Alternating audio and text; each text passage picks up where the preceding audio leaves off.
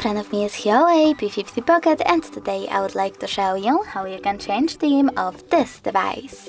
First of all, go into settings. Now you need to scroll down and select Home, Exterior Screen and Wallpaper.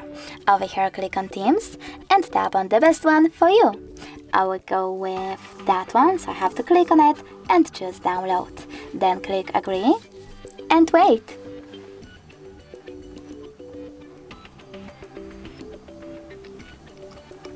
Then select Apply, wait again, and as you can see, theme of my device has changed. If you were to go back into the default one, you can do that by accessing Settings, choosing Home, Exterior Screen and Wallpaper again, tapping on Themes and select one of those, like Moonlight. Then tap on Apply and wait again.